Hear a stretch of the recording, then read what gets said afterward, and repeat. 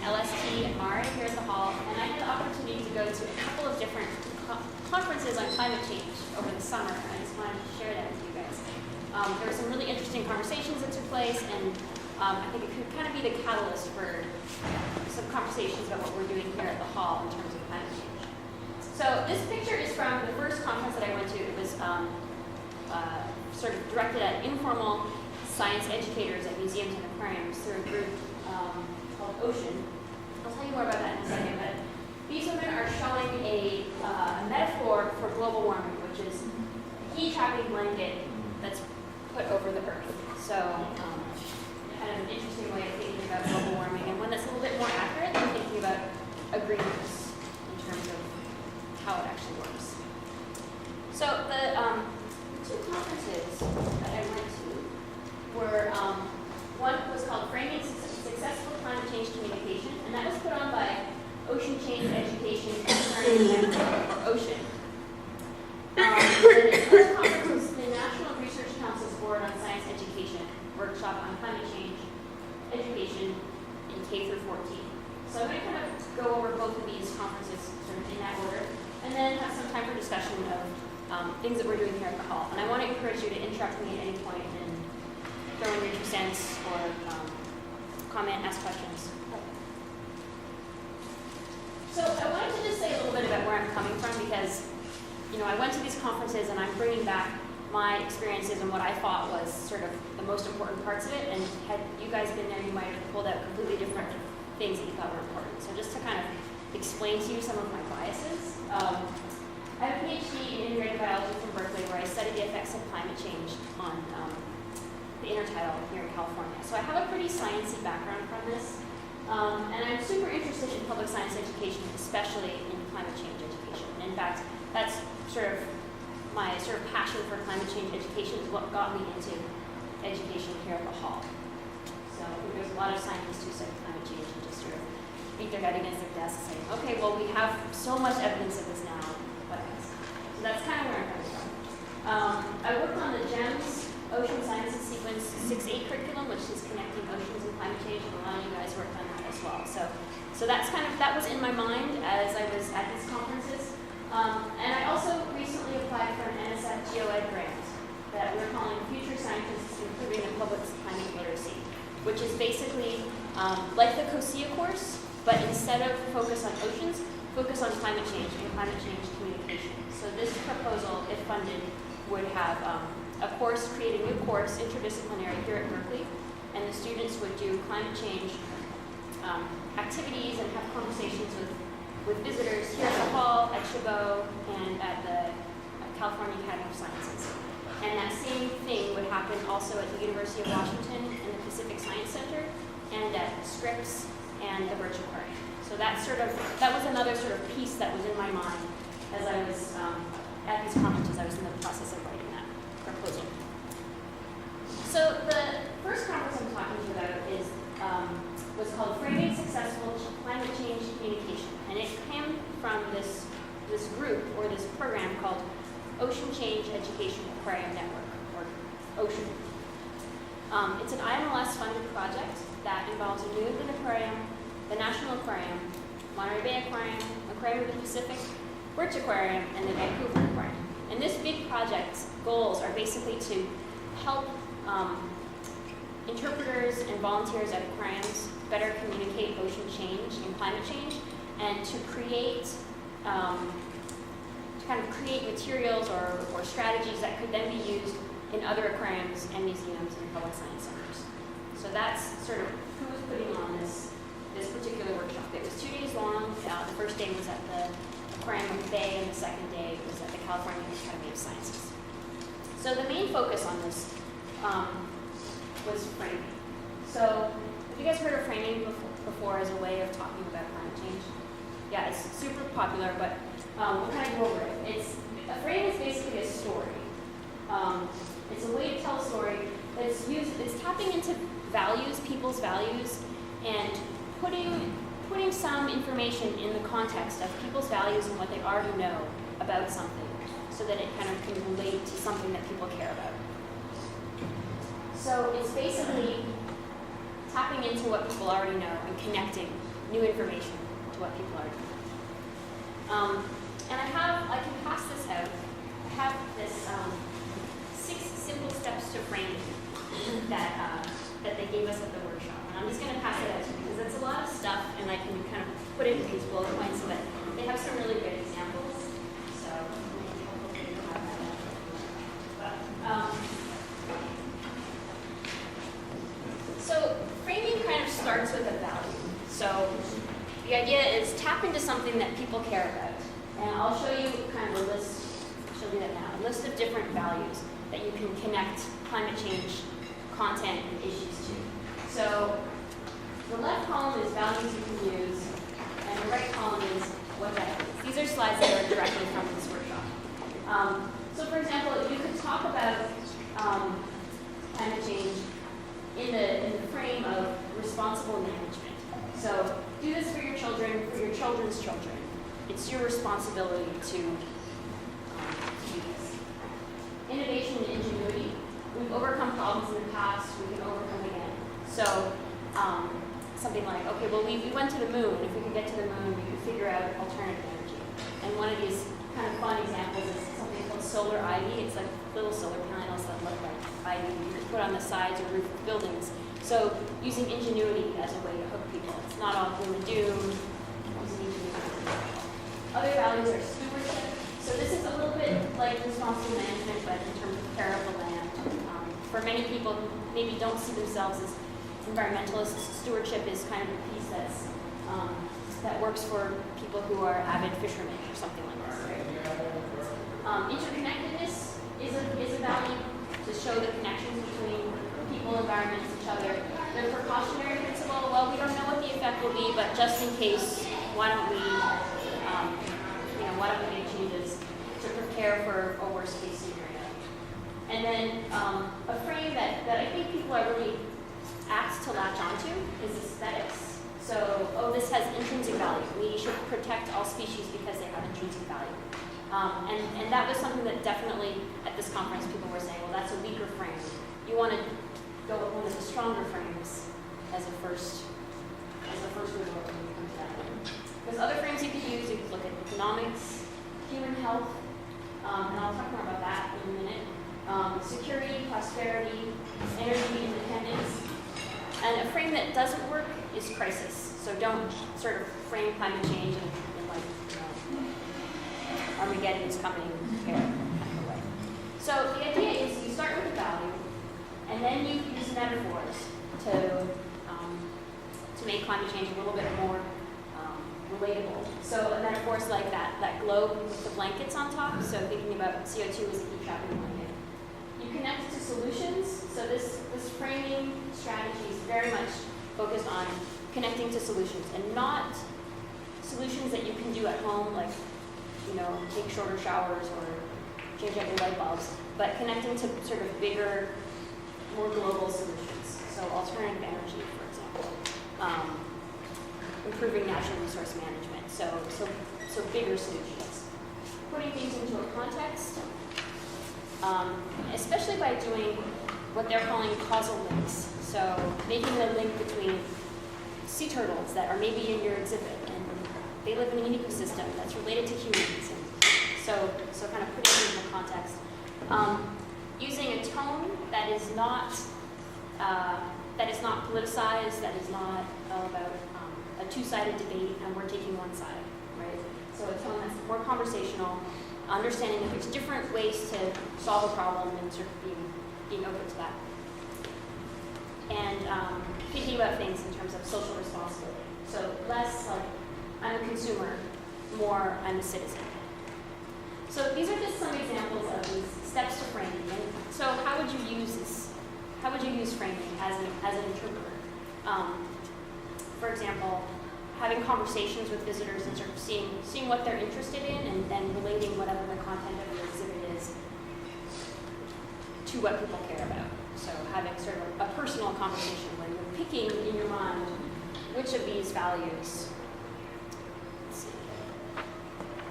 which of these values is going to be the most appropriate for health.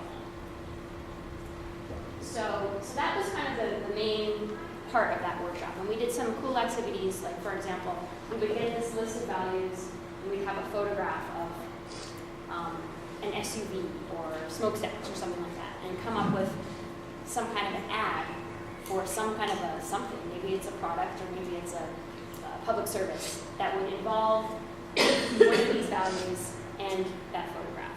So just kind of ways to think about connecting things, creating those causal links, and then connecting to values. So this conference was mostly about, or this workshop was mostly about ways that you can use values in your work. And so we were supposed to come with multiple people from each institution and then kind of brainstorm about ways that we can have integrate these kind of value conversation, framing conversations into work that we're already doing as an institution. So that was kind of the model of the workshop. So yeah. Did they, when you say like, oh, aesthetics is a weaker frame or crisis doesn't work, what was the like basis for what kind of research were they doing to decide? That's a really good question, and they definitely implied that there was research backing those things up, and I can look more in my notes and see what they talked about. Yeah. Okay. I'm really interested. It comes from something. Right. So yeah, let's talk about that because yeah.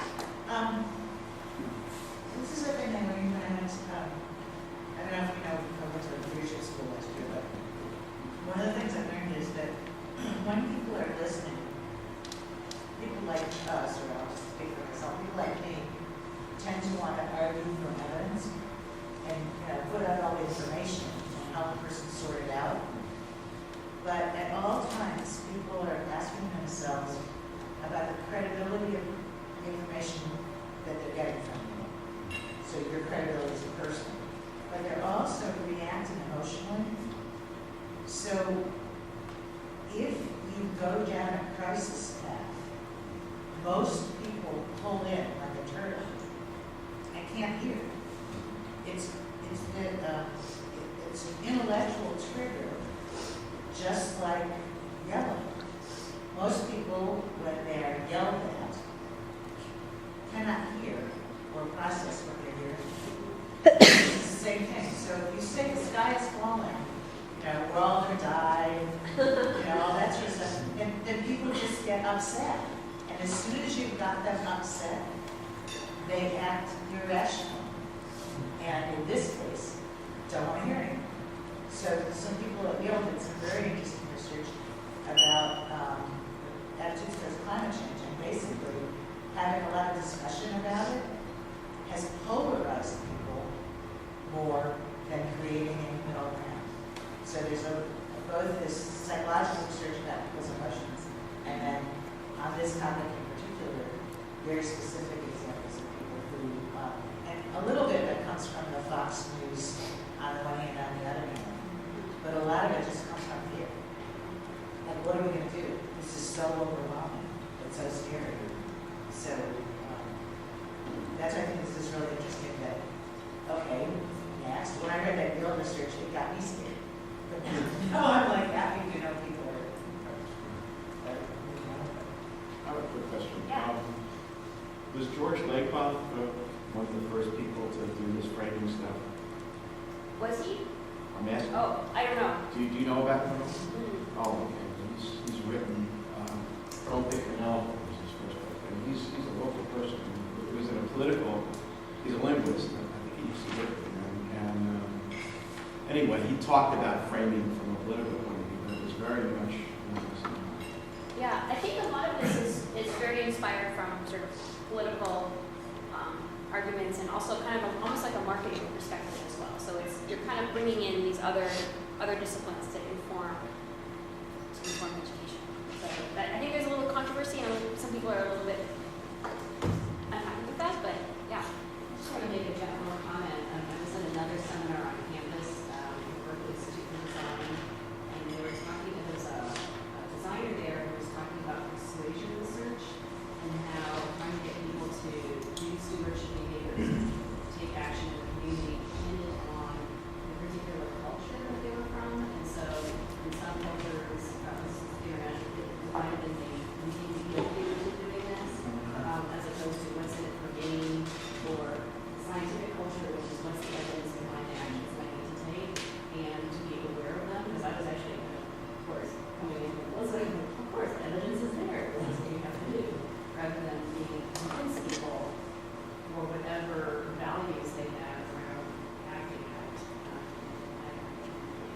different based on whether or not you're a threshold or price.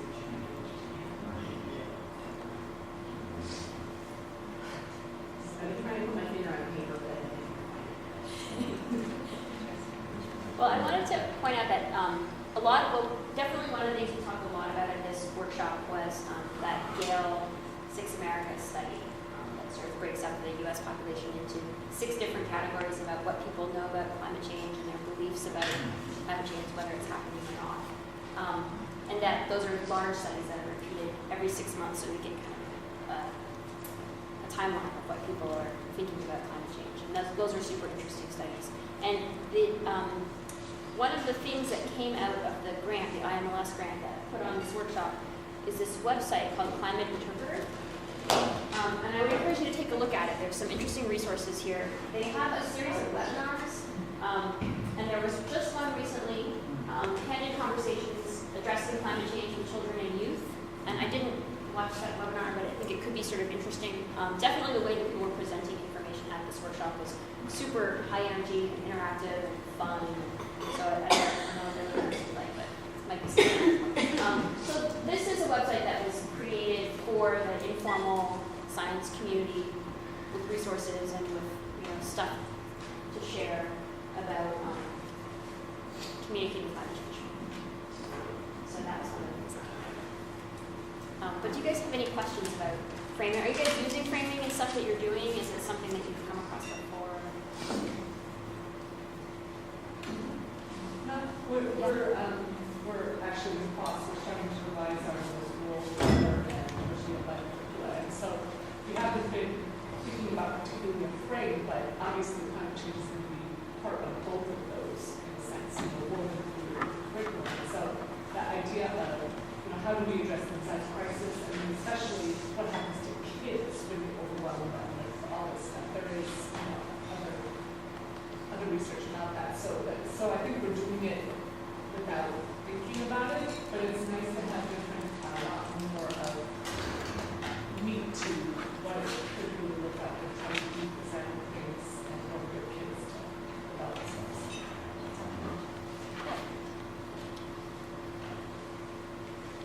Okay, so I'll move on to the next part, if that's okay with you guys. The next part is basically, we can probably leave the lights on for this because most of my stuff is text, and it seems to be showing okay with the lights on. This was a workshop on climate change education in a formal setting that was given by the National Academy of War and Science Education in collaboration with the Committee on Human Dimensions of Global Change and the Division of Earth and Life Studies. And this happened at the end of August in Washington, D.C. And I had never been to one of these conferences before, and it was super fascinating because basically the goals of this workshop was to hear hear from experts in the field about what is going on in terms of climate change education in the classroom, to understand the state of the field, to come up with suggestions for some innovative approaches, but not to make any kind of policy recommendations. So some of the people who were there, for example, were the director of the Board on Science Education was there, Danny Edelston from National Geographic, some folks who studied like student mental models of global warming, Eddie Boyes, Frank Neipold from NOAA. So there were folks who are kind of more experts on what kind of climate change curriculum and stuff is out there right now. We also talked about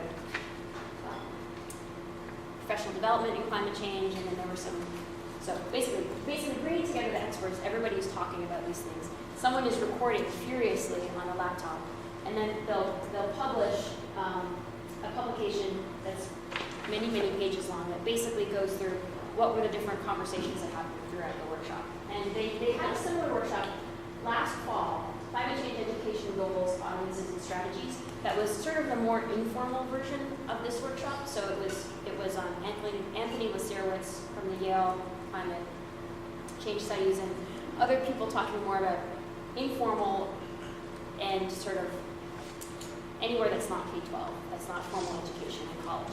So that was super interesting, and I really encourage you to take a look at this publication.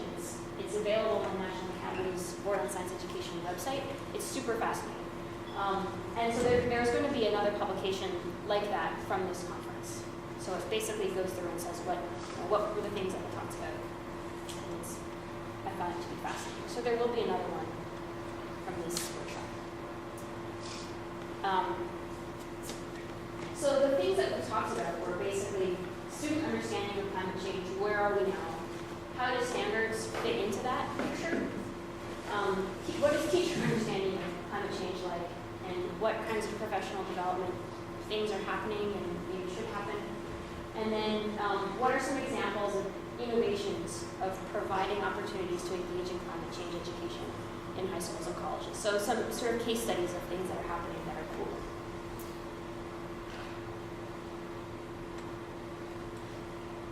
So we had some really interesting conversations about what is the goal of climate change education in school.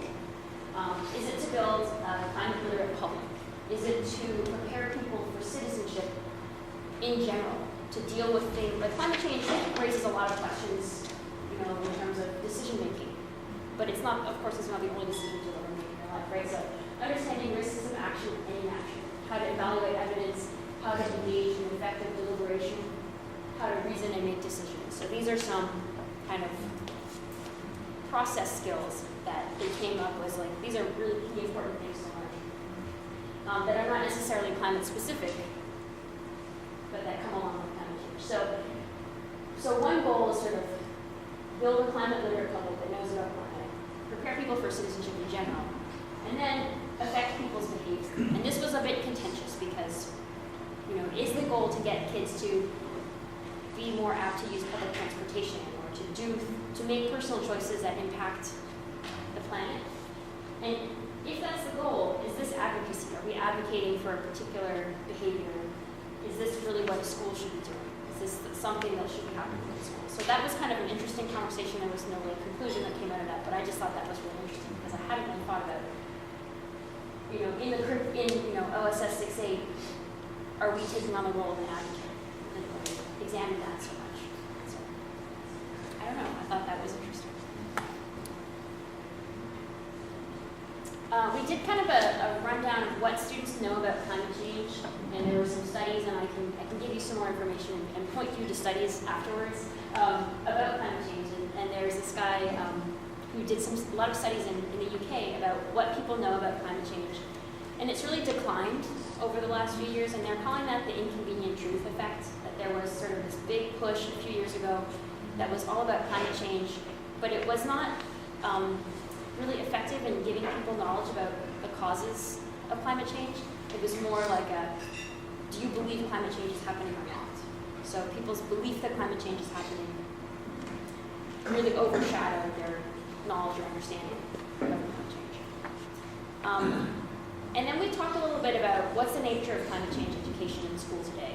And someone pointed out that climate change education is a straw man. You're sort of saying, well, there isn't a class called climate change. So there isn't really a class that, I'll talk a little bit about where it could fit in terms of curriculum, but that we're sort of, it doesn't quite exist yet. And then Frank Manifold from NOAA introduced CLEAN, Climate Literacy and Energy Awareness Network. It's an online sort of repository of educational resources for climate change. And it only lists curriculum that is free and available online. So for instance, OSS 3.5, OSS 6.8 won't be on this website because it's not free and online. But this exists, and this seems to be sort of an example of curriculum that's out there. But our conversation never really got as far as curriculum. We kind of stayed up in kind of where should it be taught, how should it be taught, but not what are people actually supposed to learn about this. So we never got there. And I don't think that we ever were supposed to get there. Hey, Jen, Yeah. I had learned about the CLEAN, the Energy Awareness Network before, and I just wanted to know, they talk about some of what they did to sort of vet the different curriculum, because I know they just didn't disclose everything that's out there. They had like a really stringent procedure. Vetting process. They didn't really talk in any detail about that, but it's nice to hear that it is sort of vetted in. Yeah. I actually spoke to one of the people there. He's part of our troops in California. And he was saying that they do have a really strong basis for vetting. And they have a whole team that looks through, and there's a long list of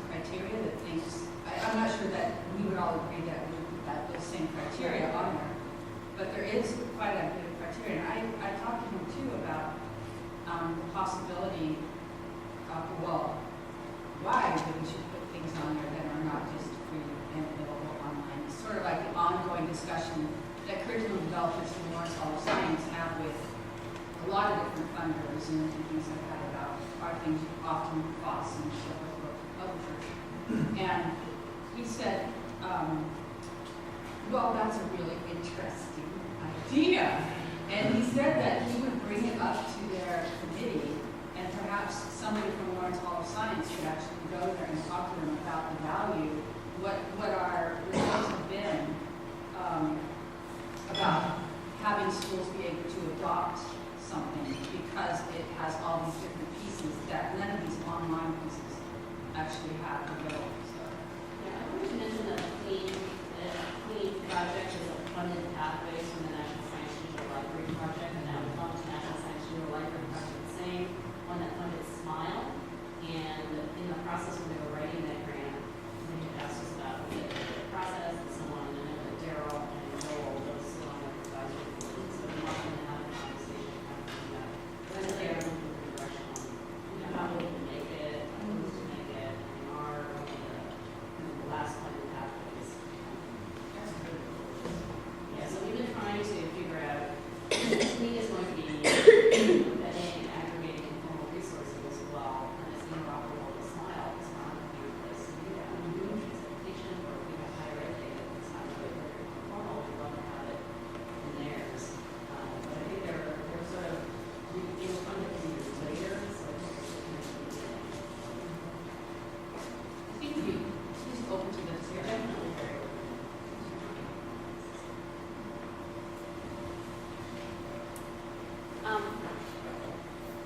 Within that same conversation about student understanding of climate change, we talked about different effective strategies for teaching climate change, when and how to teach it. So there were kind of two camps. One was saying climate change should be taught along with teaching earth science because it's not climate change, it's just climate, and that fits in earth science. Versus climate literacy as sort of a separate literacy that's a separate thing. So there were kind of two things happening there. And then in the midst of all of this sort of couching climate change within earth system science, there were a few sort of biology background people like myself that was like, well, climate change is kind of, there's a lot of biological implications, and it doesn't necessarily go just into the earth science year that you're going to get in eighth grade. So we can talk more about that. And then there was also sort of a strong focus on the ability to reason rather than content knowledge. So this is kind of an overarching science education writ large, ability to reason and understand process rather than just know the content. So I'm sure that's not anything new to you, but that's something that came up quite a bit. We also talked about the standards. Stephen Pruitt from Achieve was there. And so we got kind of an explanation of the framework and the standards, which I think was new to a lot of people in the room. There were about probably 80 people there. And then we never really talked about climate change, which came to be in the standards, what would those look like? We don't really know, but it's there's an interest to put them in there and an interest to have that be involved. And then the standards are going to have these sort of cross-cutting concepts, and there was a lot of interest in making energy a cross-cutting concept and kind of integrate aspects of climate change throughout. But we never really talked about details or the nitty-gritty how this would actually end up looking down the road, just that, well, there are these standards and this is an opportunity to kind of integrate climate change into education throughout the country. But that wasn't very detailed, I don't think. We also talked about teacher understanding of climate change and teacher professional development, and some different voices that came out were many teachers want to teach about climate change, not just science teachers. So there was a survey, and I can get you more information on the survey, a survey of teachers, and it wasn't just science teachers who were interested, it was also math teachers and music teachers and other ways to teach climate change.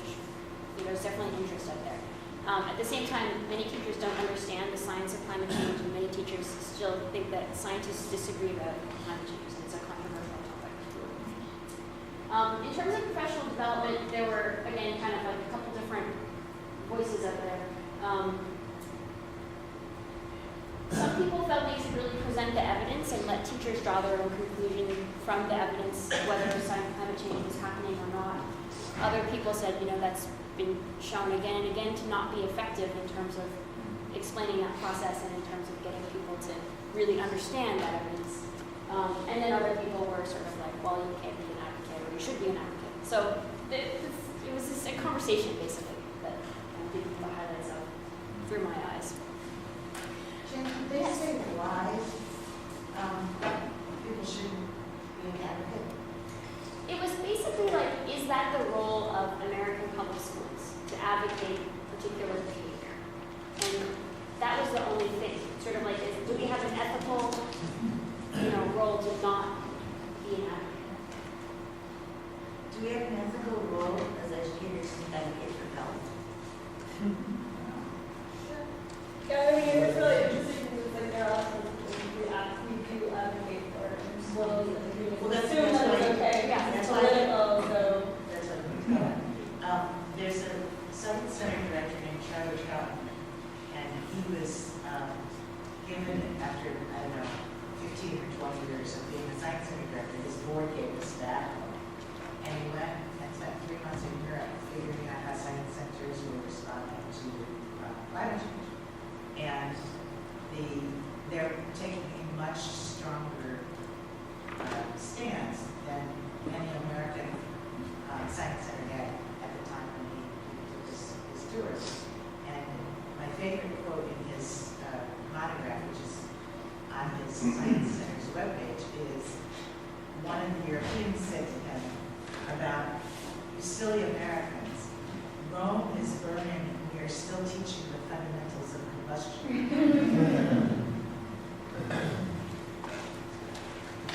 Yeah, it's funny because one of the people who I met at this conference is a woman who works for it's not like the State Department of Human Health, but it's like a health, I want to say it's a health care advocacy group. And so there's all kinds of interesting Washington types at this conference. And she was very much like, climate change is a health issue, and they're very much talking about air quality, asthma rates, looking at it from a health perspective. So she was really kind of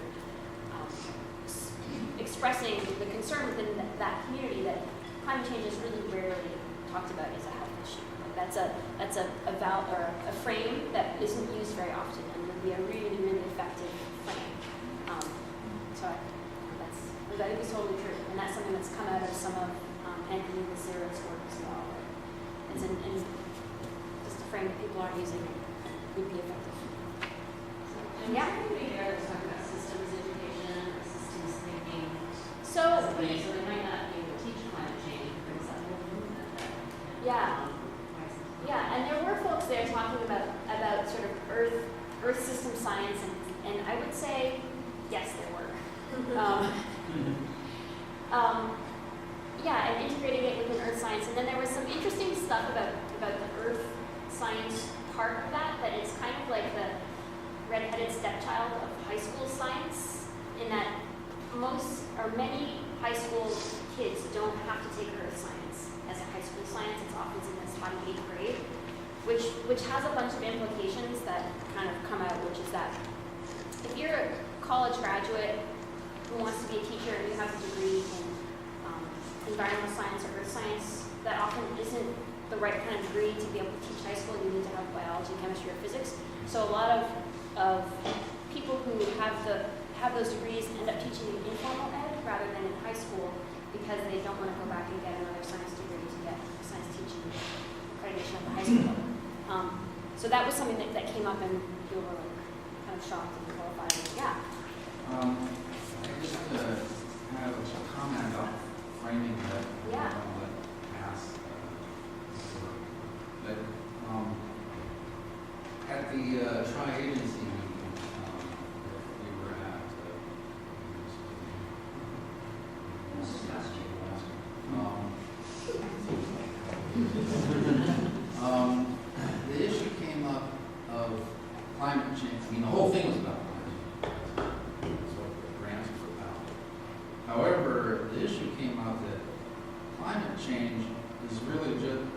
really part of the frame of another actually more important issue.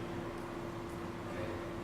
In other words, most of what you're talking about, most people who are in climate change education say, this is the central issue, climate change.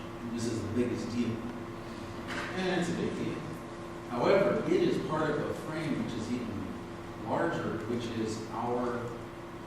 is our energy system. Our whole society is built on fossil fuel. We have an unbelievable bubble of wealth and prosperity, even though it doesn't look like it right now, because maybe we're looking at the end of that. Okay, when does the end of that actually happen? Okay, is the big question in my mind. Is it going to be 20 years from now, 100 years from now, or 500 years from now? But there's no question that that's going to end. And that's really, to me, the central issue of which climate change is a part of the frame. And that came up with the tri-agency. So, maybe climate change is not the central issue, maybe it's something else. Because there's so many problems that come up with fossil fuels. So many. And climate change is absolutely one of them. Yeah, that's a really good point.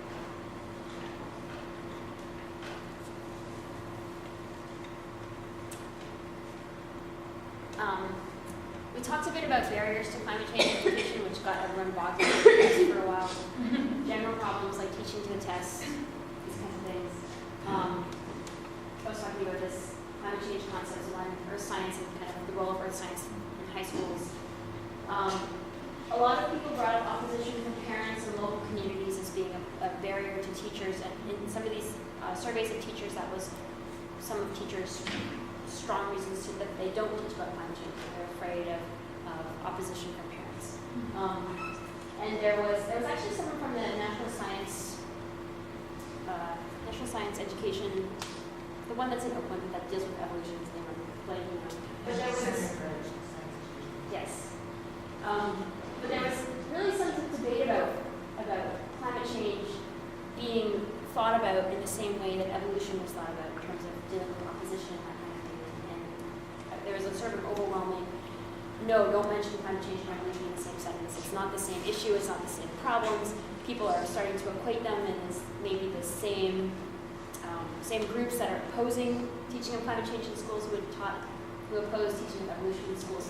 But this is not really a connection that we want to make. So that I thought was interesting. Yeah. There's some data to back that up. There's a very interesting survey that the Pew Research Center did with the American Association for the Advancement of Science. And the pattern of responses to climate change, the pattern of responses to evolution are very similar by age, by education attainment level, and by political affiliation. So it's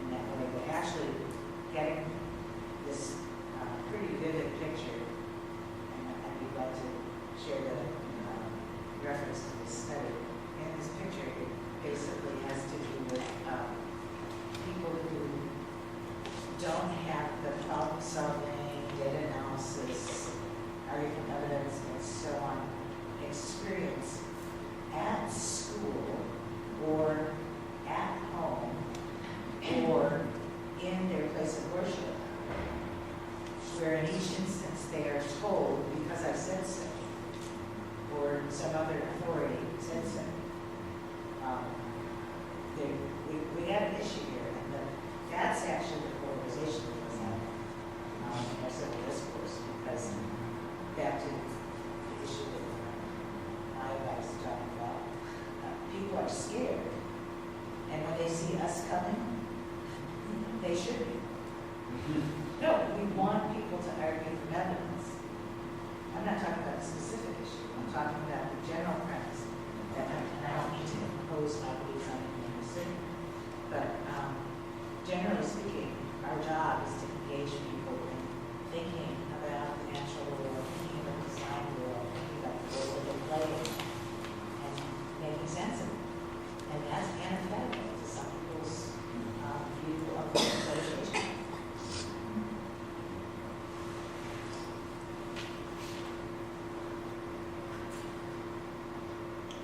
The last panel that we had that in this workshop was about cool innovations that are happening, and it was kind of an uplifting way to end after everyone being just depressed that people are doing too successful. So there were a couple of people talking about cool things going on. One of them was a course at the University of Washington Extension taught at high school, and this was a kind of a really cool idea where the high school teachers from the Seattle area sort of self-select, or they apply to a program, they go to a 2-week institute at the University of Washington over the summer, and then they go back to their high school and they teach a college level course that gives those students college credit. The students pay through UC Extension to take that course, so there's a bit of a sustainability. That funding then goes to pay for the high school teachers summer institute, but there is also financial aid for students. So it was kind of a cool idea. They get college credit that can go to the University of Washington or potentially other schools. And so that I thought was a really cool idea.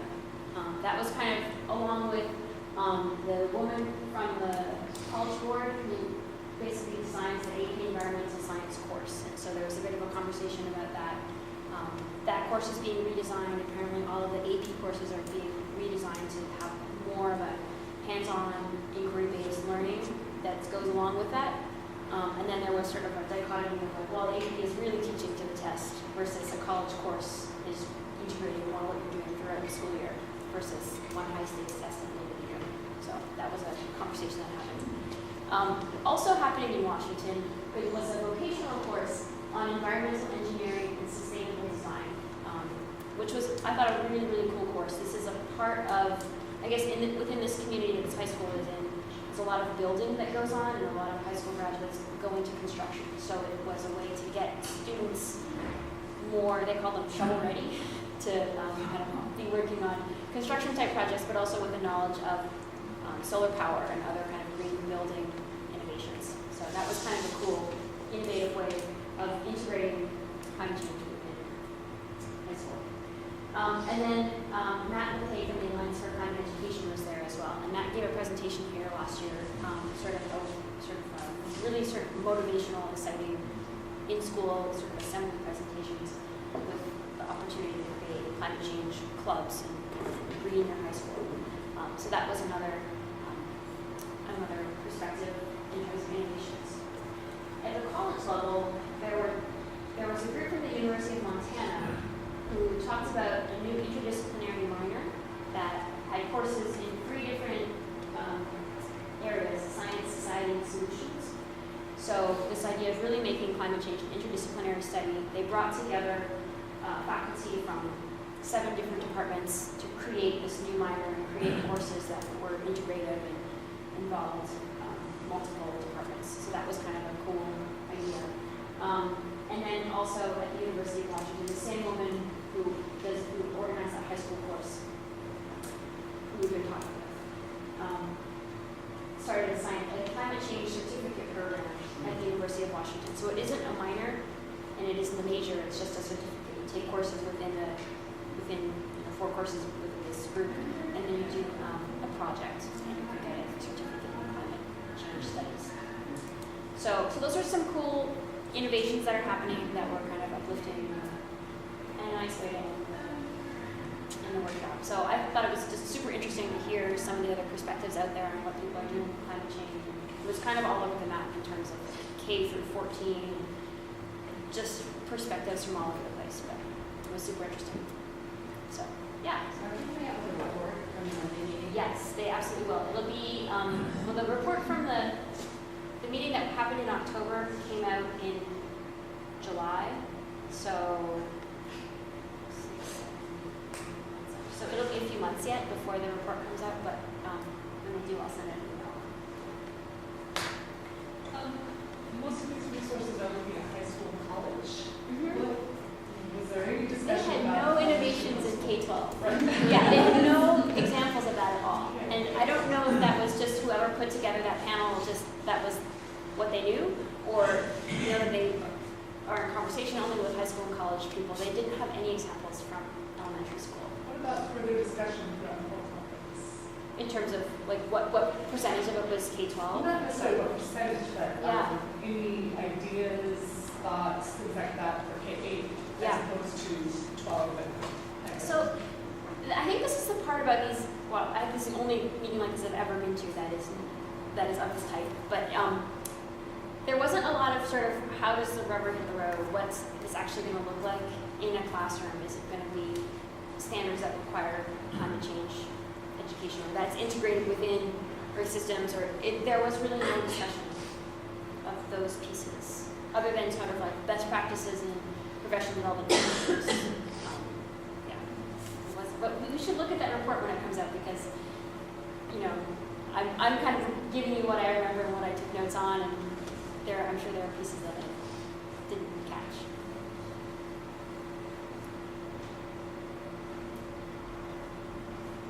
Okay, so we've got a bit of time left, and I was just kind of curious about what kinds of climate change education projects are happening here at the hall. People want to share what they're doing because I know lots of stuff is happening. I don't know about it. So I just wanted to know if you guys, wanted to share any of your work on climate change.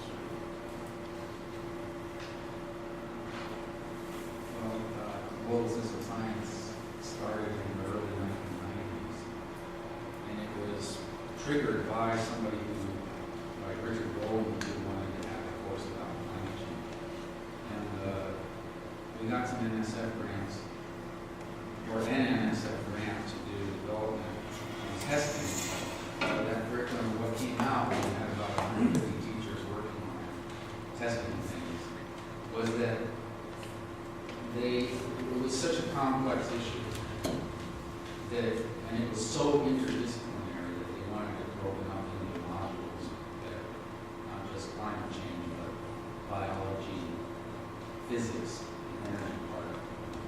Earth systems, a lot of it was Earth systems, but it had all these chemistry. It really was an integrated course by the time it was done. And so we still have that, and it's still a living project. And the latest grant that we have is from NASA to do. It is for high school, but the grant that we have now from NASA is called Lifelines for High School Climate Change Education. But really, it's like I said before, my own view is that climate change education is not the central issue. The central issue is broader. You really need to understand the relationships and also decision making. How do you go into decision making from a rational perspective in terms of our society? Like I said, alternative energies are a key part of the solution. It's not like changing a light bulb in your house. It's a society question. And better sooner than later. So anyway, I'll get into my own opinions, but that's the project that we're going to have to use. It's climate change center. Global System Science Project. The name of the grant project is Lifelines for Climate Change Education. That's just one more thing about that is that the focus of that is to form professional learning communities of teachers across the country who talk about how to teach climate change in their courses, in their existing courses. And it's not like we can use resources like from the CLEAN network, but those are vetted, I assume, very well. We just have taught about it and to our teachers by webinar. But there's still the question, how do you teach your own course? What do you do in your own course that you're teaching? People create their own curriculum, essentially. Even if they buy FOSS or purchase curriculum, they still do their own thing. Basically, the teacher has to decide what happens in the classroom. So that's what this is focused on. Teachers talk about what are the best ways to incorporate climate change in their classes. And they're all meetings that are by teleconference, basically. We don't have money or the philosophy to get together other than maybe people who have to go see science conference somewhere. Most of our meetings are like that. The green meetings. Yes. I want to sort of piggyback on that sort of CBUS perspective in that we haven't really addressed climate change in our materials. And there's a couple reasons for that though, but one is that our materials are issue-based. We haven't really thought of climate change as an issue in terms of, we realize people, don't believe in it at all, but we sort of take it as a fact. Sort of like pollution's bad, being healthy is good, climate change happens. So in that sense, it's not an issue, but to take back around the same note, the bigger issue is we do not. And we don't really view teaching about climate change or saying climate change is a fact as advocacy at all. Because it's sort of in the same ballpark as evolution. So it's a fact, that's it. Advocacy would be saying what you do about it. And so some of our issues in our curricula do sort of accept climate change as a fact, and then have a sort of feedback issue of like, okay, here's this one issue that our context, how do you handle this, how do you do it? So this sort of a broader issue about use as a fact or how do you do that. Well, and you don't tell them. Correct, we don't. So we don't urge advocate. decision-making skills. Correct. So we don't advocate. I mean, if we define advocacy as there's a problem, we must go down this path, we don't do that at all. We sort of say, hey, here's a context, here's a scenario, here's some data, here's some evidence. You make the call, what you want to do, you have to back it up with evidence. And you have to really say the trade-offs involved in that decision. And if there are no trade-offs, then it's not an issue at all. It's we're have to take, basically. And so we're looking for particular issues that don't really have a clear answer at all. So that's sort of our question.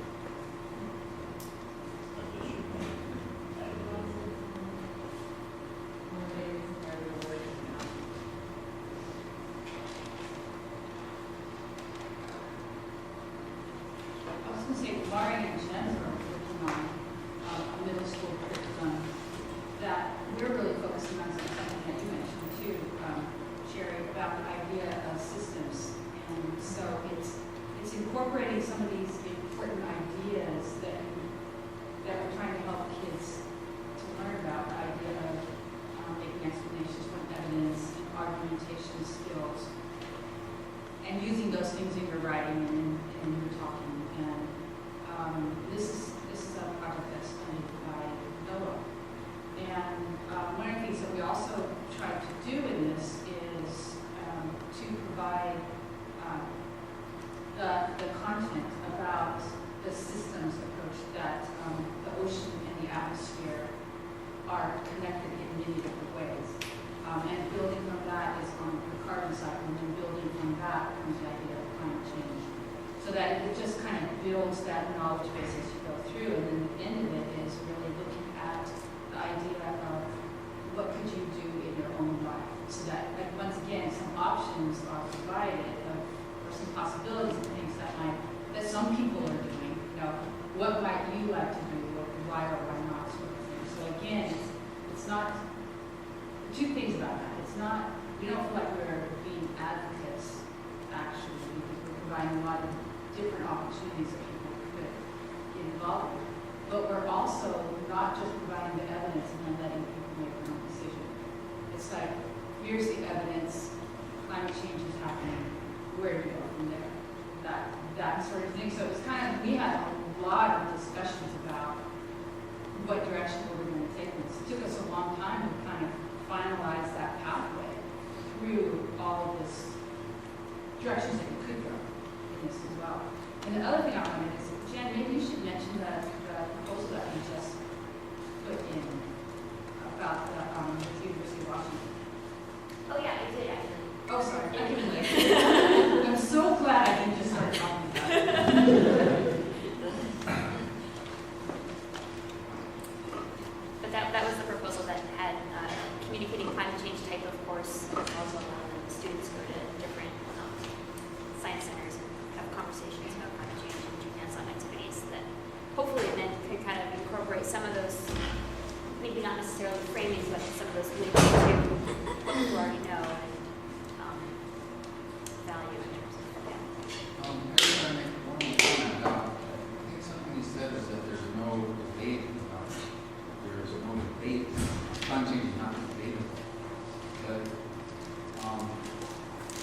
fact is, back in the early 90s, when we were first doing solar system science, it was debatable whether or not, what was not debatable was that the CO2 levels were going up. That was established, but it was not established that the temperature was going up.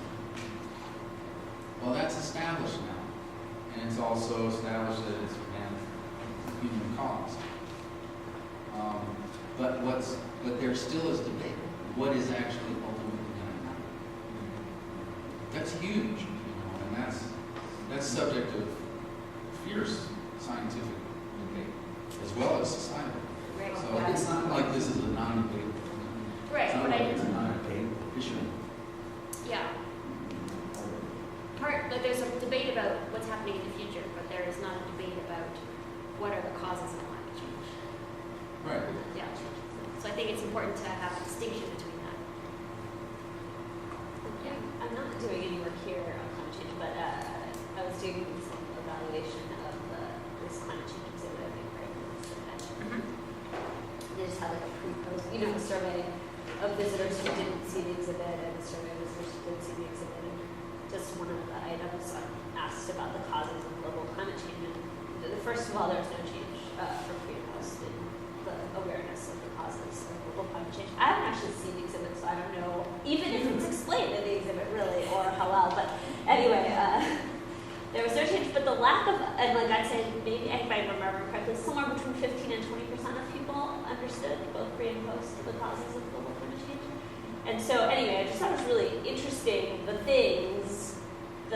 things that are confusing people about it were really interesting. Like the number of people said pollution very, very high, and then depletion of the ozone.